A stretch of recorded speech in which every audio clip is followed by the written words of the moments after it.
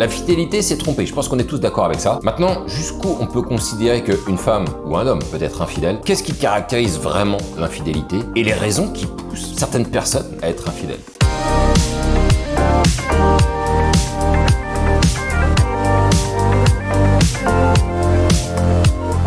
Pour commencer, c'est très difficile de savoir combien de couples sont touchés par l'infidélité. Certains avancent des chiffres comme 8 couples sur 10, ce qui me paraît extraordinairement énorme. Très honnêtement, j'y crois pas trop. Ça me paraît vraiment trop gros. Surtout que les dernières informations qui proviennent de l'INED et datant de 2014, alors certes, c'était il y a 10 ans en arrière, mais c'est pas si loin que ça, a révélé que 19% des hommes avaient admis avoir été infidèles et 12% des femmes avaient admis la même chose. Alors j'imagine que la réalité, elle est un peu plus élevée que ça. Mais enfin, de là à doubler, voire à tripler les chiffres, non, là, ça me paraît un peu trop gros. Mais déjà, ce qu'on peut démontrer, c'est que les hommes admettent bien plus avoir été infidèles que les femmes. Est-ce qu'ils le sont plus que les femmes? J'ai tendance à penser que oui. En tout cas, 19% pour les hommes, ça reste quand même un chiffre assez conséquent. Même 12% pour les femmes, ça reste assez conséquent. Et je vais te dire ce qui pousse à l'infidélité et les raisons qui se cachent derrière. Et puis bien sûr, on finira par comment faire pour éviter que ça puisse arriver. Si tu viens d'arriver sur la chaîne, je m'appelle Brice et j'ai créé la chaîne La Séduction pour les Zéros pour aider tous les hommes mûrs à pouvoir faire ou se remettre en route, se remettre dans le circuit, que ce soit en sortie de longues relations, en ayant perdu tous les codes et de plus trop savoir comment faire des rencontres, ou bien pour ceux qui ne les ont jamais vraiment eu. Ici, il va être de question de savoir comment faire des rencontres dans la vraie vie, la bonne phrase, la bonne approche, la bonne attitude, la bonne prestance, la bonne image à renvoyer. Et si le sujet de cette vidéo t'a plu, eh bien abonne-toi, coche la cloche déjà parce que tu seras au courant des lives et d'autres nouveautés,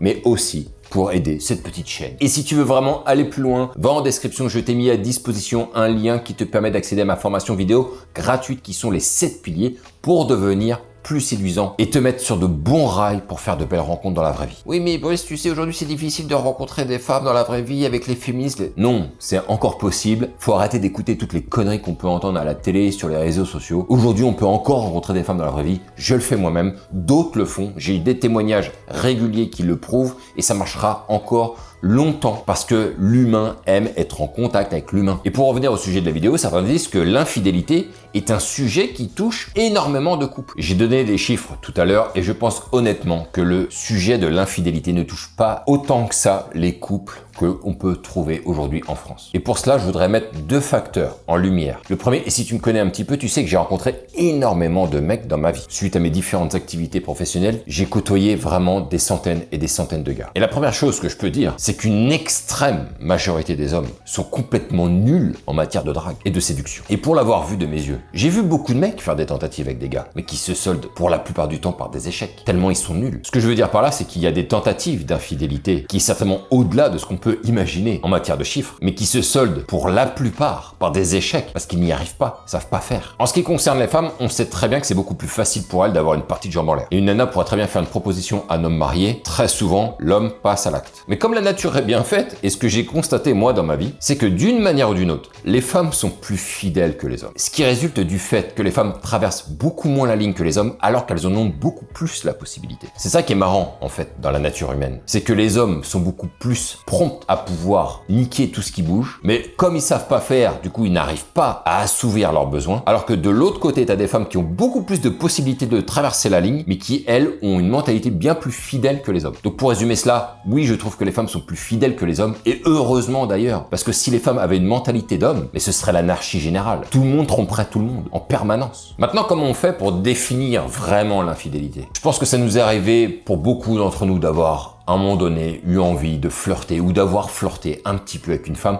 sans franchir la ligne. Et ça, c'est quelque chose qui arrive extrêmement souvent parce que comme je te l'ai dit plusieurs fois, la séduction est partout. C'est donc normal de voir parfois un peu de jeu de séduction, même si c'est assez insidieux, ce qui ne veut pas dire pour autant qu'il va se passer quelque chose. D'ailleurs, je vois parfois des mecs extrêmement jaloux qui traitent leur femme de salope, de chaudasse ou je sais pas quoi, tout simplement parce qu'elles ont à un moment donné discuté avec un mec. Et non, une femme qui discute avec un autre homme, c'est pas de l'infidélité. Je parle en face à face. Par contre, si ta nana, elle communique très régulièrement avec un mec par message, ou qu'elle le voit en dehors de ses heures de boulot ou autre, bah effectivement, là, il y a de quoi s'inquiéter. Même s'il ne faut jamais oublier une chose hyper importante. Les femmes, elles ont cette faculté que nous, on n'a pas en fait, en réalité, à pouvoir placer un homme dans la catégorie des potes. Des potes avec qui il ne se passera jamais rien. Alors maintenant, quelles sont les limites qui peuvent être franchies et qui vont déterminer ce qui est vraiment l'infidélité. Clairement, un bisou sur la bouche, un acte sexuel, c'est de l'infidélité, il n'y a pas photo. Aller prendre un verre avec un autre gars, peut-être de l'infidélité, mais pas forcément. Parce que si elle va prendre un verre avec un gars qui est un ami d'enfance, est-ce que ce serait de l'infidélité? Souvent non, même s'il faut quand même garder un œil ouvert, on sait jamais. Donc l'infidélité, c'est lorsqu'il y a un contact physique avéré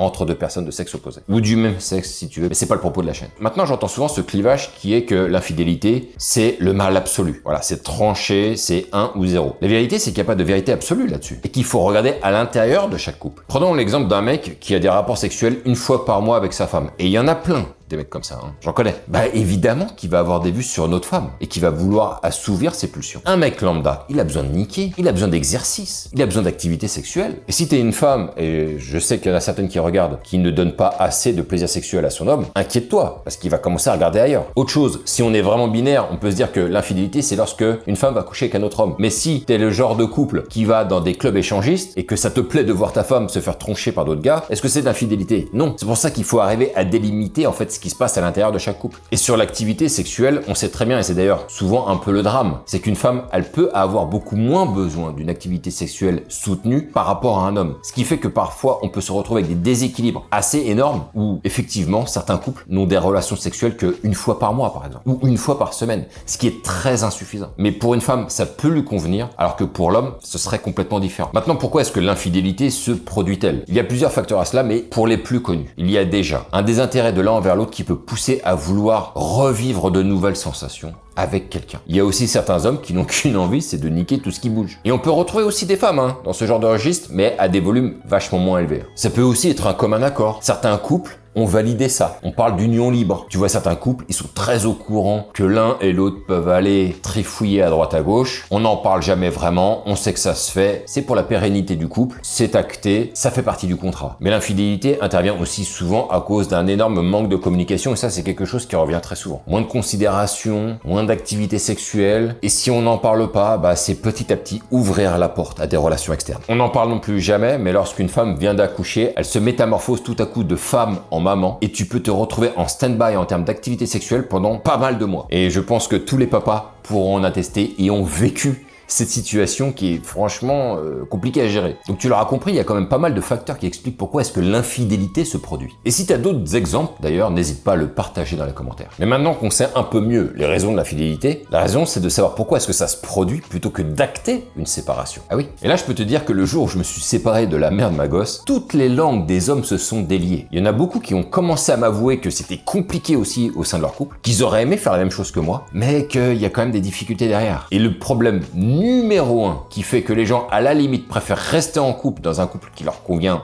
très moyennement et à la limite aller voir ailleurs, c'est l'argent. Oui, parce que quand tu te mets en couple, tu commences à actionner un crédit, tu as une baraque, tu t'engages dans un processus de vie, et puis tout à coup, tu es en train de te rendre compte que peut-être qu'il n'est pas viable, et que si tu actionnes une séparation, derrière, il va y avoir d'énormes problèmes administratifs, peut-être même judiciaire, et tu risques de perdre beaucoup dans cette affaire. Et dis-toi que c'est vachement difficile mentalement de se dire que tu as mis des années à construire quelque chose qui devra se faire renverser comme un château de cartes. C'est très difficile de revenir sur quelque chose que l'on a mis des années à mettre en place. C'est très difficile de recommencer à zéro, avec potentiellement même de grosses pertes financières. Et ça, on le sait très bien, l'humain déteste se dire qu'il a fait fausse route pendant peut-être une dizaine d'années. Et l'autre facteur lié, et pas des moindres, qu'on retrouve très souvent, ce sont les enfants. Tu sais très bien que si tu as des enfants et que tu te sépares, il y a d'énormes chances que la garde revienne à la mère. Et donc tu vas devoir de facto payer une pension alimentaire. Et alors que tu pensais vivre une petite vie confortable où tu pouvais te payer à peu près tout ce que tu voulais, tout à coup, tu peux te retrouver à te séparer avec beaucoup de pertes financières et en plus un pouvoir d'achat qui diminue drastiquement. Tu sais très bien que tu peux te retrouver dans une situation